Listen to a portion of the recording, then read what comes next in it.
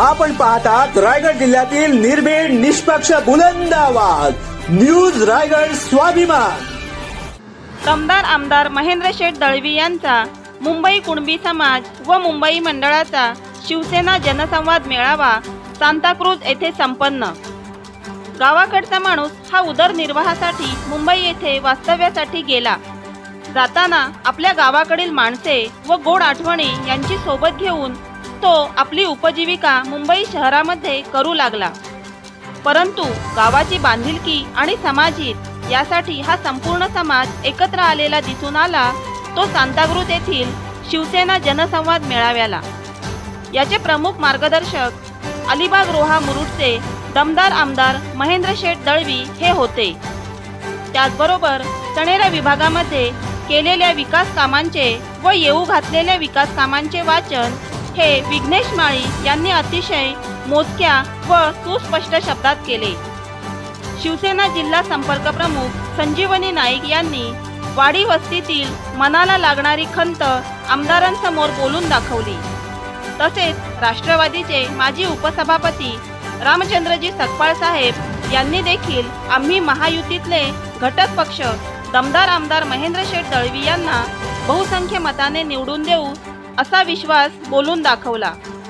त्याचबरोबर रोहा तालुका डॅशिंग शिवसेना प्रमुख ॲडव्होकेट मनोज कुमार शिंदे यांनी सणेरा विभागामध्ये एखादा कारखाना आणावा, तसेच म्हसाडी धरण पुनर्जीवित करा, तरच सणेरा विभागातील पाण्याची वणवा व बेरोजगारी संपू शकते, असे निवेदन आमदार साहेबांकडे केले।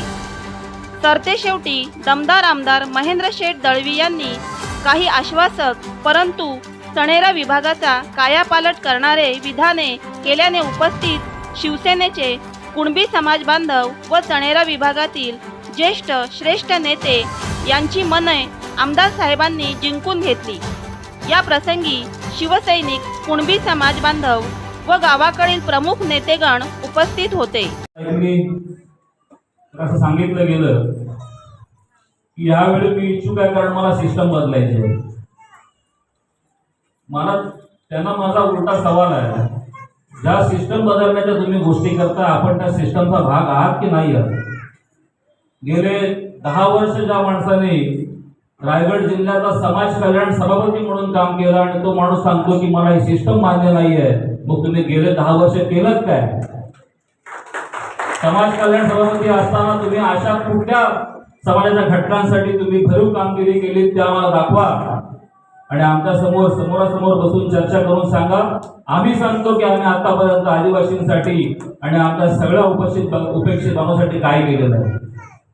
तुम्ही आदिवासी समाजाबरोबर बसता सांगता मी आदिवासी आहे, तुम्ही कोळी समाजाबरोबर बसता सांगता आम्ही कोळी आहोत, परंतु आतापर्यंत तुम्ही समाज कल्याण सभापती असताना हे व्यक्तिमत्वच असं आहे की त्यांनी समाजाच्या विकासाचा ध्यास घेतलेला आहे। ते पहिले करतात आणि मग बोलतात आणि स्वतः बोलत नाहीत, आम्ही बोलतो कारण आम्हाला त्याचा अभिमान वाटतो किंवा तुम्ही बोलता तुम्हाला अभिमान वाटतो की हे सगळं काही 2.5 ते 3 वर्षामध्ये शक्य झालेलं आहे। ज्या ज्या गोष्टींची आपण अनेक वर्ष वाट बघत होतो आमच्या आमदारांच्या ऑफिसला जर तुम्ही गेलात तर तुम्हाला त्याची प्रचिती येते आणि आमच्या आमदारांच्याकडे गेलेला माणूस तो त्यांच्या प्रेमात पडतो आणि प्रेमात एकदा पडला की तो बाहेर पडत नाही। याचं जिवंत उदाहरण तुम्हाला स्टेजवरती आहे, याचं जिवंत उदाहरण स्टेजवरती आहे, कारण ते देखील आमच्या आमदारांच्या प्रेमात पडले म्हणून आमदारासाठी इथपर्यंत आले, कारण ही वस्तुस्थिती आहे। तर आमदारांचं प्रेम एवढं आहे, आम्ही किती काय बोललो आमदारांना की बाबा ते विरोधी पक्षाचे आहे, तरी आमदारांचं प्रेम जे आहे ते काही कमी होत नाही। तर शेवटी का असतं मी सांगितलं की आमदारांवरती प्रेम करणारा कधी कमी होत नाही, वेळोवेळी तुम्हाला सांगितलं। परंतु खरोखर मी सांगितलं की नानाने देखील प्रास्ताविक करताना सांगितलं की त्यांच्या भाषणात सांगितलं की आपल्याला आमदार साहेबांचं काम करायचं आहे आणि आमदार साहेबांबरोबरच राहायचं आहे आणि बहुमताने आपल्याला समाजाच्या 1 मतं आपल्याला आमदारांना द्यायचं आहे असं नानाने देखील त्यांच्या भाषणात सांगितलं। परंतु मी एक तालुका प्रमुख म्हणून सांगतोय की तुम्ही गेले कित्येक वर्ष वेगवेगळ्या पक्षाच्या माध्यमातून त्या विभागाचा आमदार अनुभवलेला आहे। त्या विभागात तुम्ही काम करत असताना वेगवेगळे आमदार तुम्ही बघितले पण असं आमदार कोणी कुठे पाहिलं असेल, असा कधी झालेला नसेल. त्यामुळे तुम्ही देखील आमच्या आमदाराच्या प्रेमात पडलाय. त्यामुळे मी एक तालुका प्रमुख म्हणून विनंती करतोय की तुम्ही देखील आमच्यात लवकरात लवकर सहभागी व्हा. आणि कारण हा कुणबी समाज वाट बघतोय. खरं म्हणजे काय झालंय की नाना कायमच आमदारांबरोबर आहेत. कायम कुठे जाते तरी आमदारांबरोबर आहे. एवढं प्रेमच तेवढं आहे.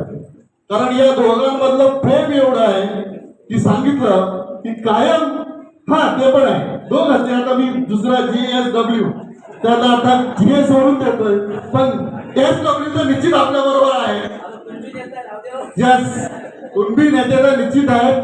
कारण आजची सभा, खरं म्हणजे आजची सभा जर बघितलं संतोष भाऊ, या कुणबी समाजाच्याच साठी आपण इथे एकत्र आलो. कारण या सभेचं यजमानपद आपण कुणबी समाजाला दिलं आणि त्यांनी ते स्वीकारलं. हे मोठेपण आहे. कारण या कुणबी समाजाचं मी सांगितलं की सचिन सारखा एक मोठा कार्यकर्ता ज्याचं या मुंबईमध्ये सांगलं तरी वजन आहे. आणि त्याचं काम बघितलं तर मागच्या वेळेस देखील त्यांनी आमदारांसाठी जीवापाड मेहनत घेतली होती. आणि म्हणून ज्या वेळेला सचिन बोरकरांनी भेट घेतल्यानंतर सांगितलं की आपल्याला कुणबी मंडळासाठी आपल्याला मुंबईमध्ये सभा घेणं गरजेचं आहे. त्यांचा देखील आणि त्यांची प्रामाणिक सेवा करतो. आणि मग माझ्या नेत्यांनी विस्तृत भाषण केली तुमच्या समोर. इतिहास मांडला, सरकारचा असेल, महिलांना दिलेलं योगदान असेल, सुविधा असतील, ज्येष्ठांना असतील किंवा माझ्या हातून घडलेली सेवा असेल. मी याच्या पलीकडचाच तुमच्या संवाद करणार आहे. खरं तर मी देखील एका कंपनीमध्ये चांगल्या याच्यावरती काम करत होतो.